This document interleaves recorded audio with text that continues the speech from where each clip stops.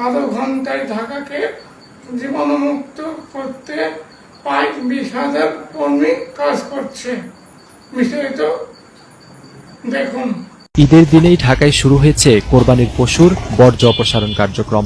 দুপুর গড়াতেই প্রধান সড়ক ও অলিতে গলিতে দেখা গেছে ব্যস্ত পরিচ্ছন্নতা কর্মীদের। কোরবানির পরপরই ঢাকা উত্তর ও দক্ষিণ সিটি কর্পোরেশনের কর্মীরা রক্ত ও মাংসজাত বর্জ্য সংগ্রহের কাজে নেমে পড়েন। বর্জ্য ট্রাকে তোলার পর সঙ্গে সঙ্গে ছিটানো হচ্ছে পানি ও জীবাণুনাশক। কর্তৃপক্ষের দাবি, এবার আগেভাগেই নেওয়া হয়েছে সমন্বিত পরিকল্পনা, যাতে দ্রুততম সময়ের মধ্যে বর্জ্য অপসারণ নিশ্চিত করা যায়। দুই সিটি কর্পোরেশনেরই লক্ষ্য 12 ঘন্টার মধ্যে ঢাকাকে কোরবানির বর্জ্যমুক্ত করা। সেজন্য আগেভাগে প্রস্তুত রাখা হয় জনবল, যন্ত্রপাতি ও অন্যান্য সহায়তা। এবার বর্জ্য ব্যবস্থাপনায় মাঠে নামানো হয়েছে প্রায় 20,000 কর্মী। ব্যবহার করা হচ্ছে কয়েকশো dump truck, pickup van, pay loader, excavator ও জীবাণুনাশক স্প্রে করা গাড়ি।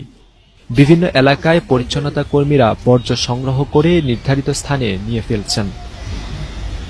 দুপুরে রাজধানীর কলাবাগানে কোরবানির বর্জ্য ব্যবস্থাপনার কার্যক্রম পরিদর্শন ও উদ্বোধন করেন স্থানীয় সরকার, পল্লী উন্নয়ন ও সমবায় এবং যুব ও ক্রীড়া মন্ত্রণালয়ের উপদেষ্টা আসিফ মাহমুদ সজীব ভুঁইয়া। প্রত্যাশা করি আমাদের নাগরিকরা অবশ্যই নিয়ম মেনে চলবেন এবং নির্ধারিত স্থানেই কোরবানি দিলে সেটা আমাদের জন্য পরিষ্কার পরিচ্ছন্নতা করাটা খুব সহজ হতো।